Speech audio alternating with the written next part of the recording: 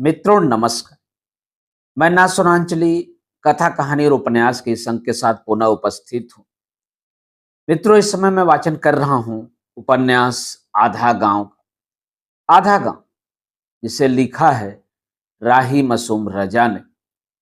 अपने वाचन के पिछले क्रम में अब तक मैं उपन्यास आधा गांव के भाग 7 तक का वाचन कर चुका हूँ, जिसे आप मेरे चैनल कथा कहानी और उपन्यास पर जाकर क्रमवार सुन सकते हैं।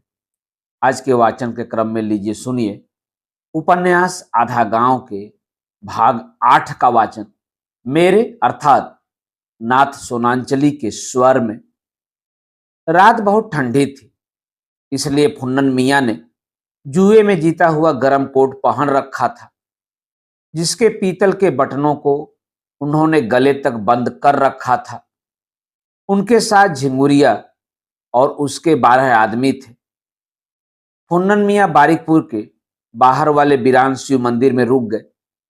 झिंगुरिया अपने आदमियों को लेकर आगे बढ़ गया। बारिकपुर में हर तरफ देहात की रात का सन्नाटा गहरा और अंधेरा था। झिंगुरिया और उसके आदमी खपरेल के एक साफ सुथरे मकान के सामने रुक गए। आसपास का कोई आदमी झिंगुरिया जैसी सेध नहीं मार सकता था। उसने थोड़ी ही देर में एक साफ सुथरी सेंध लगा दी। उसका एक आदमी सेंध से मकान में घुसा। तभी एक कुत्ता चीख पड़ा, लेकिन उसकी चीख बीच में ही टूट गई। मकान का दरवाजा खुल गया। झिंगरिया अपने आदमियों समेत मकान में दाखिल हो गया। ठाकुर कुंवर पाल सिंह का करिंदा शेर मोहम्मद बेखबर सो रहा था। 2 आदमी उसकी चारपाई के इधर उधर खड़े हो गए। झिंगुरिया ने उस नौकरानी की तलाश शुरू की, जिसका नाक नक्श फुन्नन मियाँ ने बयान किया था, और फिर उसके पास तो एक छोटा बच्चा भी होगा, इसलिए झिंगुरिया ने नाक नक्श पर कोई ध्यान न दिया। एक जवान औरत के साथ एक मुन्ना सो रहा था। झिंगुरिया ने उस औरत को इस सफाई से काबू में किया कि वह बोल भी न सकी। लेकिन जब वह अपने आदमियों के साथ उस औरत को लेकर निकल गया तो बच्चा जाग पड़ा। जब किसी ने उसकी पीठ नहीं थपथपाई तो वह गला फाड़ फाड़ कर रोने लगा। एक और औरत उठी, वह बच्चे के पास गई। उसने बच्चे को गोद में ले लिया, मगर जब वह इस पर भी चुप नहीं हुआ तो वह उसी पलंग पर बैठकर उसे अपनी छाती का दूध पिलाने लगी। तीसरे दिन जब एक कुएं से एक औरत की लाश निकली तो बारिकपुर में शोर हो गया। ठाकुर हरनारायण प्रसाद गुलाबी जान को छोड़कर झट अपने घोड़े पर चढ़कर बारिकपुर पहुंच गए। पीछे पीछे समीउद्दीन खां भी आए। शेर मोहम्मद ने लाश की शिनाख्त की कि लाश उसकी गुमशुदा बहन की है। लाश को देखकर शेर मोहम्मद की जान में जान आ गई, क्योंकि गांव में तो यह मशहूर हो गया था कि वह किसी के साथ निकल गई है। फुन्नन मियाँ इस खबर को सुनकर सन्नाटे में आ गए। उन्हें इसका अफसोस नहीं था कि उस नौकरानी के धोखे में खामखा शेर मोहम्मद की बहन मारी गई। उन्हें इसका अफसोस था कि उनका वार खाली गया और अब मुकदमे की तारीख सिर पर आ चुकी है। अब क्या होगा? असरफुल्ला खां ने कहा। यह तो हमहू सोच रहे, फुन्नन मियाँ ने कहा। देखिए, आप ऐसा करिए कि जाइए बेदार के यहाँ और उनसे कहिए कि अली कबीर से कही के ये मुकदमा उठवा ले, नहीं तो सैफुनिया मुकदमा कर दी है। मैं उनके दरवाजे पर नहीं जा सकता। आपसे कौन कही रहा जाए को? फुन्नन मियाँ ने कहा। हम जाएंगे, हमहू को तो अपना हिसाब चुकावे के है। असरफुल्ला खां बोले, भाई अब आप जानिए और आपका काम जाने। अगर यह मामला न दबा तो हम समधियाने वालों को मुंह दिखलाने के काबिल न रह जाएंगे। चाचा आपऊ की बात। फुन्नन मियाँ ने हुक्के की नय को एक तरफ करते हुए कहा, ये मामला दब है कैसे नहीं। और हाँ भाई, वो लखना चमार कल आया रहा। वो कुएं वाली जिमिनिया उको काहे नहीं दे देते हैं आप? 500 नजराना दे रहा। वो साला बड़ा हरामी है। ठाकुर कुंवर पाल सिंह से मुकदमा लड़ रहा, वह हार कर रह गए हैं कि बेदखली करवा ले। खेत कटवाने गए तो चमार भी लठ लेकर आ गए। इन कांग्रेस वालों ने नाक में दम कर दिया है। अब नीच जात वाले भी आंख उठाकर बात करना चाहते हैं। उसको जमीन क्यों दिलवाते हैं? 800 करवा दें, हुन्नन मियाँ ने कहा। मैं तो सोच रहा हूं कि उसे बटाई पर दे दो। कहा भाई, ये जमाना आ गया है कि सलीमपुर के खां साहब बटाई पर खेत जोतने लगे। हुन्नन मियाँ ने मूछों पर ताव देकर कहा, 1000 तक पर मामला हो सकता है। असरफुल्ला खां तैयार हो गए, क्योंकि 1000 की रकम कम नहीं होती। हुन्नन मियाँ फिर भी 200 के नफे में रहे, क्योंकि उन्होंने मामला 1200 पर तय किया था। सुना है झिंगुरिया गिरफ्तार हो गया। हाँ, हुन्नन मियाँ ने कहा। बाकी उसे क्या होता है? वो तो यूसुफपुर के हवालात में रहा। दूसरे दिन छूटा और ठाकुर साहब को गिरफ्तार कर ली हैं। मगर भाई, हम आपसे कहा नहीं, छोटी छोटी बात का कहें। यूसुफपुर के थानेदार अब्दुल्ला खां को हम 300 रुपया दिया, बस काम बन गया। लेकिन यह रुपया आप क्यों देंगे? का हमरा और आपका रुपया दो है? असरफुल्ला खां ने बहुत कहा, लेकिन फुन्नन मियाँ वह रुपया लेने को तैयार नहीं हुए। खां साहब बेचारे चुप हो गए। एक चिलम पीकर फुन्नन मियाँ ने रुखसत चाही, क्योंकि लखना चमार को वह घर बैठा आए थे। और जब वह घर पहुंचे तो लखना उन्हें अपने दरवाजे पर वैसे ही उकड़ू बैठा हुआ मिला, जैसे वह उसे छोड़ गए थे। सलाम मीर साहब। वह खड़ा हो गया। तहार काम तो हो गई, बाकी खां साहब 1500 से एक पाई कम करे पर तैयार ना हैं। चलें वह सही, जैसन 1200 तैसन 1500। तो हम फिर चलत बाड़ी, कल वल रकम ही हन पहुंचा देब। हाँ। लखना चमार चला गया। हुन्नन मियाँ ने अंदर जाकर कुलसुम को आवाज दी, खाना खिला दिया तो हम तनी मियाँ बेदार कहें जा। वह एक पलंग के सिरहाने की तरफ अलथी पालथी मारकर बैठ गए। रुकैया ने पलंग पर ही दस्तरखान लगा दिया। पीले रंग के कपड़े पर सियाह रंग से फारसी के कुछ शेर छपे हुए थे। हुन्नन मियाँ इन हरूफों को देखने लगे, जो एक दूसरे से मिलकर बामानी हो जाते हैं, लेकिन जो फुन्नन मियाँ के लिए सारी जिंदगी के साथ के बावजूद अजनबी थे।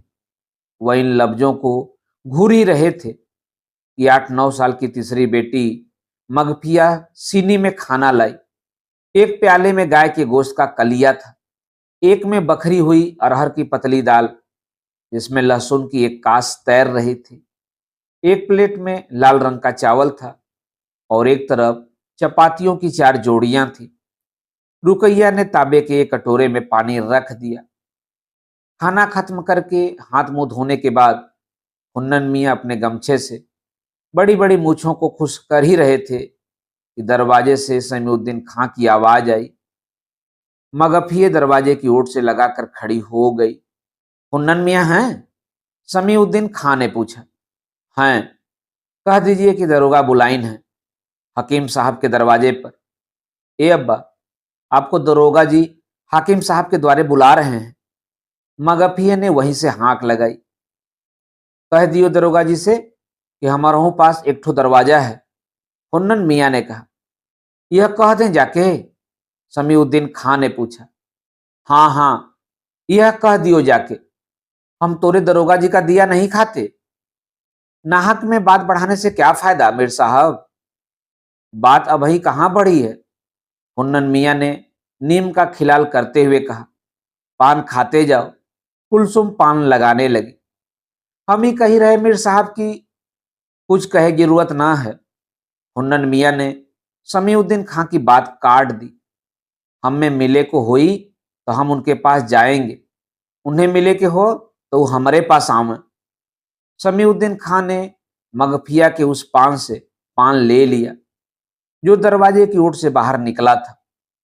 पान मुंह में रखकर और फुन्नन मियाँ को बा आवाज बुलंद सलाम करके वो वापस चले गए। अपने लड़के मोइनुद्दीन की निस्बत गुलाम हुसैन खां की लड़की से लगाने के बाद से ही दक्षिण पट्टी वालों से समीउद्दीन खां की हमदर्दियां खत्म हो चुकी थी। यह तय हो चुका था कि लड़ाई के खत्म होते ही यह शादी हो जाएगी। अगर बीच में कोई छुट्टी मिल गई और मोइनुद्दीन आया तो तड़ से निकाह कर दिया जाएगा। गुलाम हुसैन खान ने तो शादी की तैयारियां तक शुरू कर दी थी। उनका कहना था कि कोई ठीक थोड़े ही है कि आज जो चीज किसी दाम पर मिल रही है वह कल उसी दाम पर मिल सकेगी। इसलिए आहिस्ता आहिस्ता तैयारी शुरू कर देनी चाहिए। घर में कोई रोकड़ का दरख्त तो है नहीं कि पाल डालकर रकम तैयार कर ली जाएगी। चुनाचे 5 जोड़े कपड़े तो वह तैयार करवा चुके थे, जो टक टकाकर बक्स में रख दिए गए थे। 3 थान सोने के जेवर और 5 थान चांदी के जेवर भी बन चुके थे। तांबे पीतल के कुछ बर्तन भी खरीदे जा चुके थे। बाकी अल्लाह मालिक है। वो हौज के किनारे बैठे बीड़ी पी रहे थे और आंगन में होने वाले तमाशे से बेखबर थे। ठाकुर हरनारायण प्रसाद एक कुर्सी पर बैठे हुए थे, जो खास उनकी वजह से डिप्टी अली हादी के कमरे से निकाली गई थी, और गांव के तमाम दौलतमंद लोग हस्ब हैसियत जमीन, तिपाई और लोहे की कुर्सियों पर बैठे हुए थे। हकीम साहब उल्टे हुए बिस्तर की टेक लगाए हुए हुक्का पी रहे थे। उनकी बेटी के तीनों लड़के आंगन में निशान खींचे इक्कड़ दुक्कड़ खेलने में मसरूफ थे। बीबियां दरवाजों की ओर झांक रही थी। सैफुनिया कमर पर हाथ रखे दरवाजे के बाहर खड़ी अनवारुल हसन राकी के लड़के फारूक को देख रही थी, जो अपने दादा की मौत पर आया हुआ था और बाप के साथ दरोगा जी को सलाम करने आया था। दो एक बार फारूक ने भी उसको देखा और मुस्लिम लीग का सारा प्रोग्राम उसके जेहन से निकल गया। ठाकुर साहब की निगाह भी सैफुनिया पर पड़ गई। उन्होंने अपनी मूछों को ताव देकर सीना चौड़ा कर लिया। उनके जेहन में एक ख्याल उस केचुए की तरफ तड़प कर खामोश हो गया, जिस पर खेल खेल में किसी लड़की ने पान की पीक गिरा दी हो। उन्होंने सोचा कि गुलाबी जान में अब कुछ रह नहीं गया है। माई बाप, इतना तो हम न दे सकीला। गोवर्धन बनिए ने एक कदम आगे सरकाते हुए कहा। वह दरोगा जी के पास ही जमीन पर उकड़ू बैठा हुआ था। यह गोवर्धन बड़ा मालदार था। मशहूर था कि इसने चूल्हे में कई हाड़ियां गाड़ रखी है। लेकिन एक बार जब झिंगुरिया ने नकब काट कर चूल्हा खोदा तो उसे कुछ नहीं मिला। फिर भी यह शोहरत कम नहीं हुई। झिंगुरिया ने 7 बार हमला किया, मगर हर बार वह खाली हाथ लौटा, और हर बार गांव वालों का यह यकीन बढ़ गया कि गोवर्धन बड़ा दौलतमंद है, लेकिन बड़ा चालाक है। उसने रुपया कहीं ऐसी जगह छुपा रखा है कि झिंगुरिया जैसों को भी पता नहीं चलता। यह सुनकर झिंगुरिया की गैरत को ठेस लगी। इसीलिए 8वीं बार उसने गोवर्धन को बांधकर बड़ी ठुकाई की, मगर गोवर्धन ने बिल्कुल पता नहीं दिया। झिंगुरिया को फिर खाली हाथ लौटना पड़ा। यह गोवर्धन गंगौली का रहने वाला नहीं था। गंगौली इसकी ससुराल थी। वह जमाई था, लेकिन इकलौती बेटी का शौहर था, इसलिए घर में उसका बड़ा लाड़ होता था। वह सिल्क का कुर्ता पहनता था और अनवारुल हसन के दरवाजे पर बैठकर लाखों की बातें किया करता था कि फला चीज का भाव गिर तो रहा है, लेकिन क्यों न 20,000 लगा दिया जाए। फिर अनवारुल हसन वगैरह की मुखालफत के बावजूद वह रुपया लगा देता और 2-4 हफ्तों के बाद 10-20 हजार के घाटे या मुनाफे की बात करने लगता। मगर घर में एक पैसा नजर न आता तो एक दिन उसके ससुर ने चुपके से उसकी बही देखी। बुढ़े की आंखें हैरत से फैल गईं। गोवर्धन का कारोबार लाखों में फैला हुआ था। बंबई, कलकत्ता, चटगांव, रंगून, हांगकांग और न मालूम कहां कहां गोवर्धन ने अपना जाल फैला रखा था। उसने सोचा कि जवाई देखने में ही निखट्टू है, चुनाचे उसकी आबरू और बढ़ गई और वह गांव में छाती तानकर घूमने लगा। तिजारत पेशा लोग उससे तिजारती मामलात में मशवरा लेने लगे, और इसमें शक नहीं कि उसका निशाना सदा ठीक बैठता था, इसलिए उसकी धाक बढ़ती गई। ससुर के मरने के बाद ससुर का सारा कारोबार भी उसे मिल गया और 100% गंगौली का जूझ बन गया। वह मियाँ लोगों के यहाँ आता तो पायती जगह पाता। यह एक ऐसा एजाज था जो गंगौली में किसी गैर सिया को अब तक नहीं मिला था। जब वह गंगौली आया था तो बिल्कुल जवान था, अब बूढ़ा हो चुका था, लेकिन उसकी आंखों की चमक वैसी ही थी। उसके 6 लड़कों में से 4 सरकारी फौज में भर्ती हो गए थे और एक इलाहाबाद में पढ़ रहा था। गोवर्धन लिखाई पढ़ाई का खुद बहुत कायल था। वह गणेश पूजा के साथ साथ सरस्वती पूजा भी किया करता था। चुनाचे उसने गांव वालों की कहा सुनी के बावजूद अपने सभी लड़कों को तालीम दी थी। छठे लड़के को तो सरकार ने विलायत भेज दिया था पढ़ने के लिए, और मशहूर था कि उसने वहीं किसी मेम से शादी कर ली थी। गोवर्धन ने फैसला सुना दिया था कि हर नारायणा के लिए अब इस घर में कोई गुंजाइश नहीं है, बल्कि उसने तो उसे विरासत से भी महरूम कर दिया।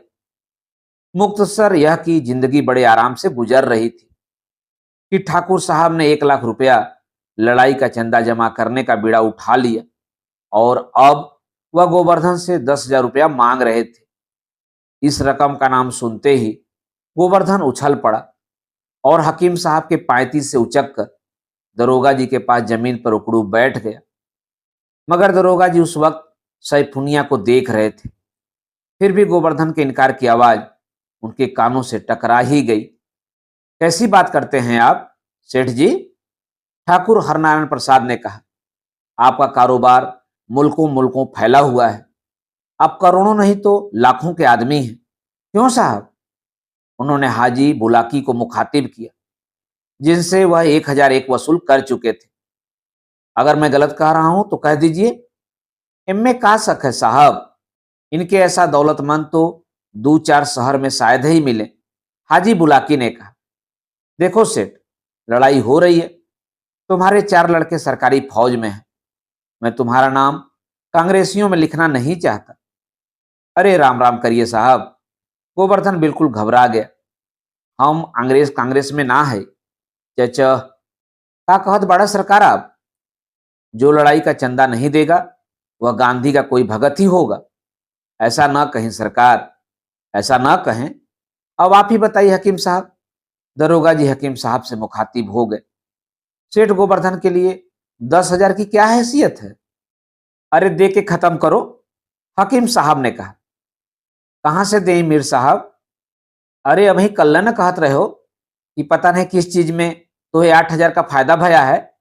गुलाम हुसैन खां बोले, देखो गोवर्धन, मैं आखिरी बार अभी वह यह कह ही पाए थे कि समीउद्दीन खां आ गए। क्या कहा फुन्नन मियां ने? समीउद्दीन खान ने फुन्नन मियां के जवाब को बा आवाजे बुलंद कहना मुनासिब न जाना, इसलिए उन्होंने उनका जवाब दरोगा जी के कान में कहा। ठाकुर साहब का चेहरा सुर्ख पड़ गया और हाथ बेसाख्ता मूछों तक चला गया। रस्सी जल गई पर बल नहीं गया। 4 साल चक्की न पिसवाई तो नाम बदल दूंगा। तो हमरे वास्ते का हुकुम बा? गोवर्धन ने डरते डरते पूछा। 7 दिन में कुल रकम थाने पर आ जाए।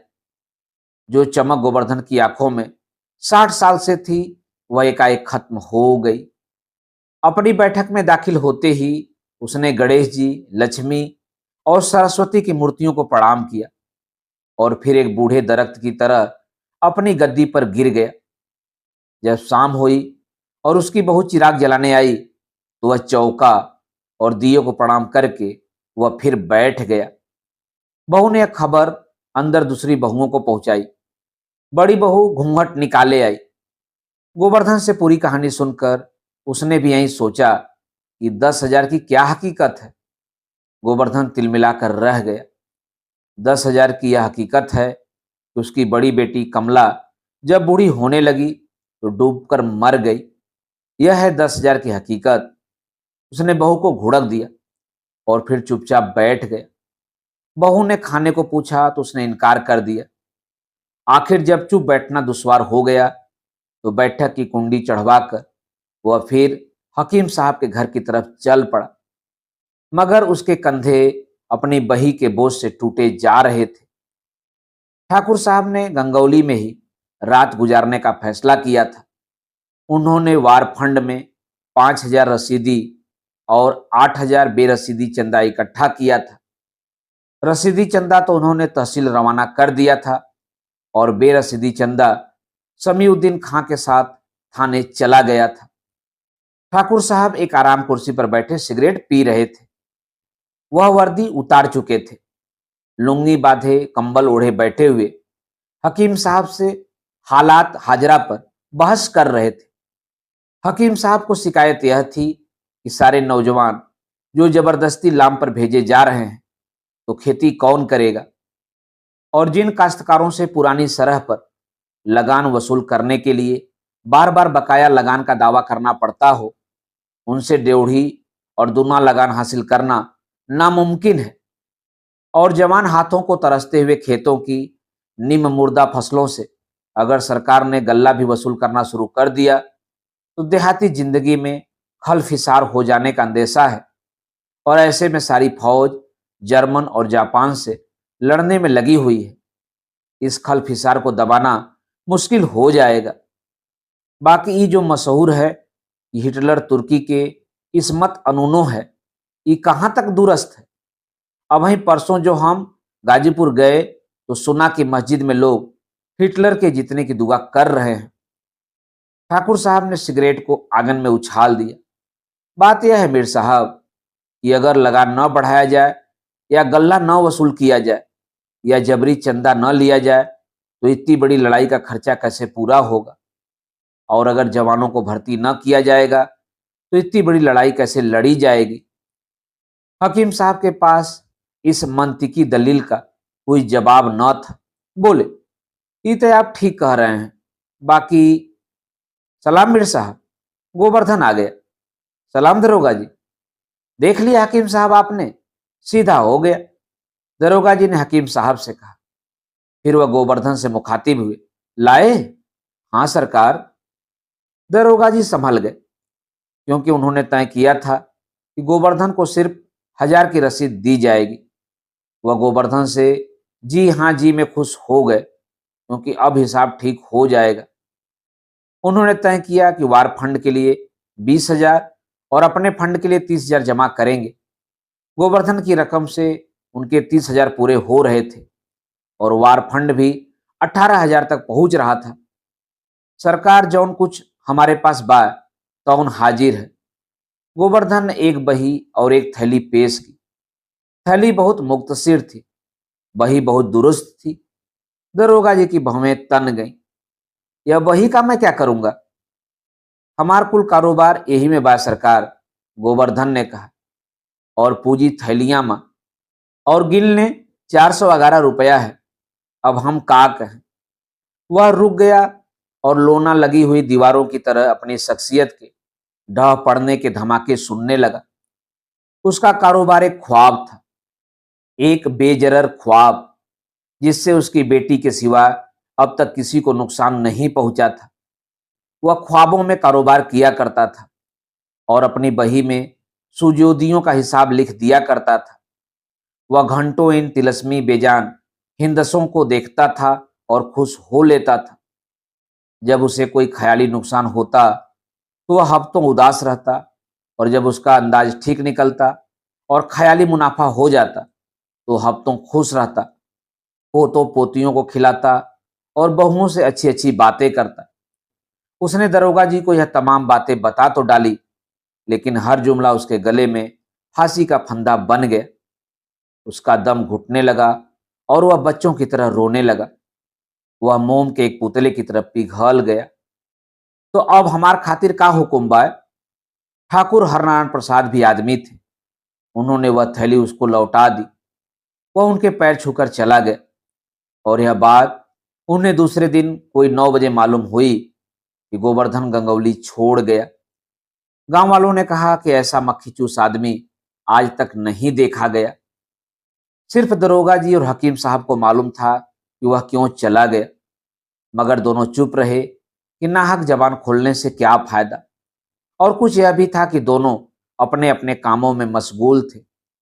हकीम साहब इस फिक्र में थे कि सद्दर ने बहुत पढ़ लिया, 10वां पास है माशाअल्लाह से, नायब तहसीलदारी में नामजद भी हो गया है, इसलिए अब उसकी शादी होनी चाहिए। और दरोगा जी को फुन्नन मियाँ की फिक्र थी।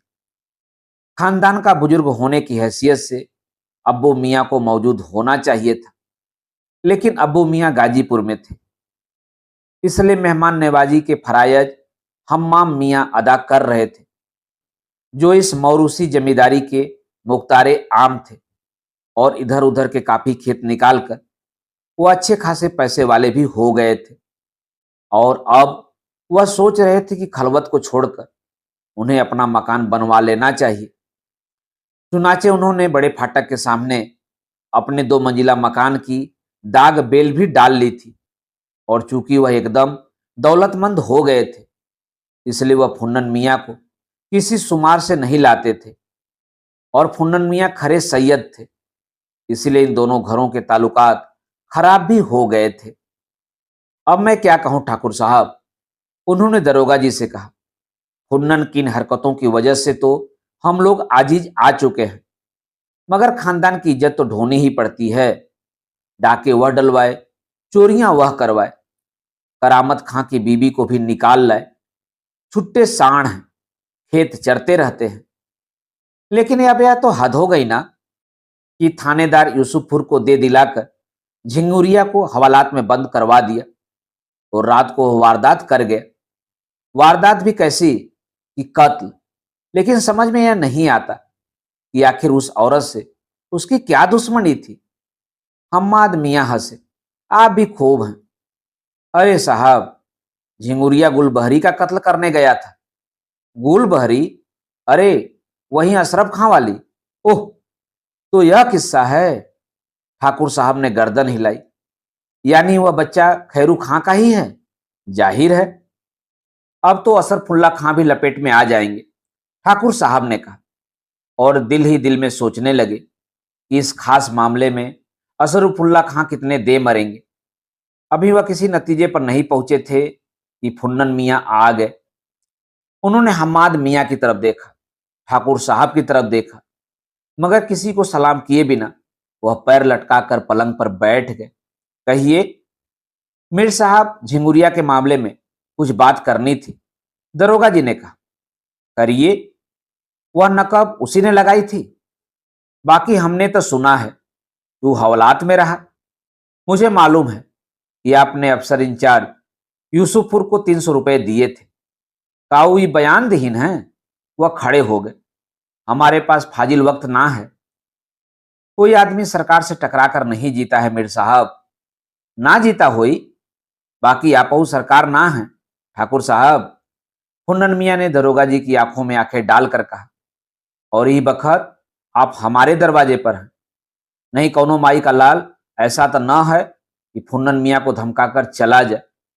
यही हम्माद अम्माद को अपनी दरगवाई दिखलाइए। हमने सुना है कि आप सरजू पांडे को चंदा देते हैं। फुन्नन मियाँ मुस्कुराए, मगर वह मुस्कुराहट बड़ी जहरीली थी। अब वहीं तक तो ना दिया है, बाकी कहिए तो देवे लगे। का कहीं कानून में इहो लिखा है कि कांग्रेस वालों को कोई चंदा न दे? का तू डुग्गी पीटे रही हो? उन्होंने दुखरनुमा चौकीदार से पूछा। हम तो ना सुना। आपने अब तक वार फंड में चंदा नहीं दिया? मालगुजारी तो ना बाकी है? फुन्नन मियाँ ने पूछा। एक ठो लड़का तो चंदे में दे दिया है ना। 6 महीने से कोनो खबर ना आई कि इम्तियाज जियत है कि मर गए। कहिए तो मुमताज को भेज दे। वार फंड? काहे का वार फंड? हम कहा रहा जर्मन से लड़े को कि हम वार फंड दें? कपड़ा हमें ना मिले। ये भाई, खाए की हर चीज बाजार से बिलाई गई है। नजर न्याज को चीनी हमें ना मिले। मिट्टी का तेल तो आबे जमजम हो गया है, खास लोगन को मिलता है। हम एक डब्बल ना देंगे वार फंड में। जवन करे को हो तवन कर लियो। रुकिए, दरोगा जी का लहजा सख्त हो गया। ए दरोगा जी, फुन्नन मियाँ चुटीले नाक की तरफ पलटे। फुन्नन से कोई ये तरह बात ना करता।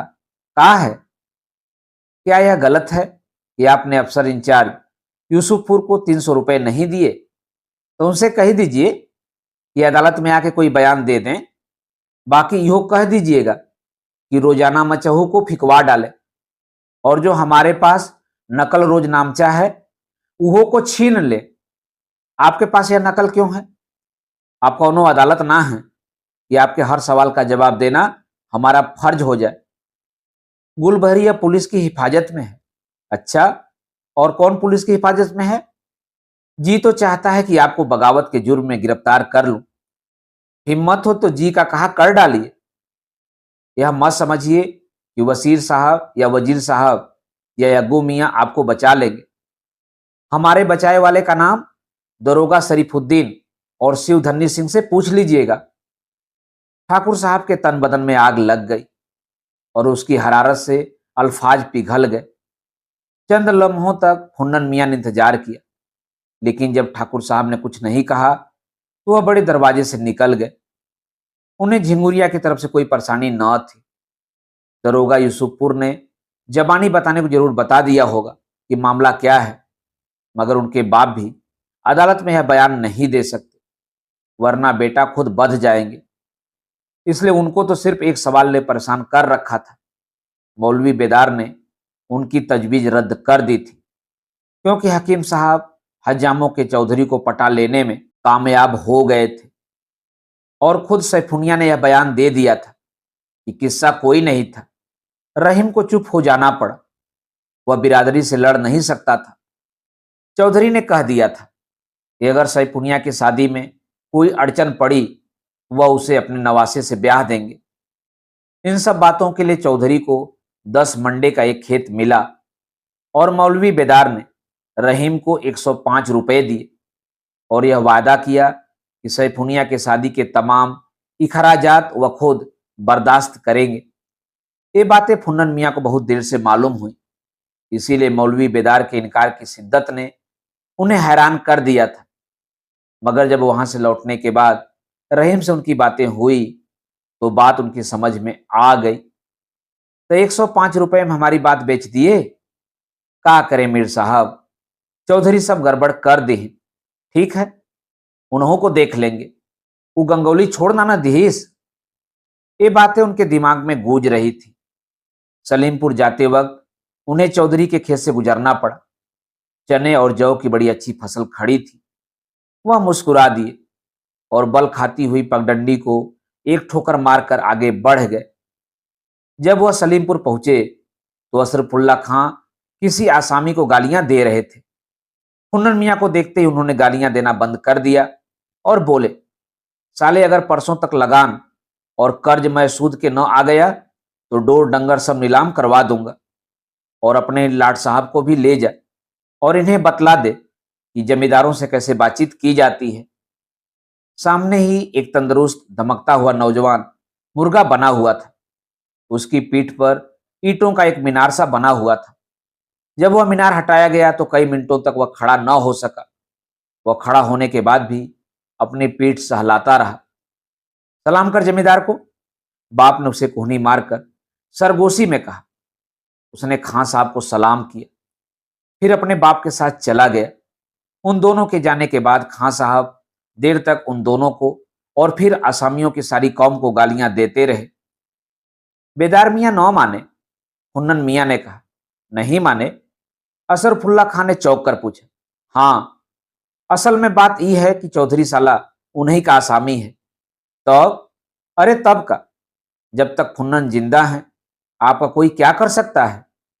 आज तो हम उस साले दरोगा कासिमाबाद को भी जी भर के सुना दिया है और हम देख रहे हैं कि अभी हम्मादों की सामत आ गई है। और झिंगुरिया का क्या होगा?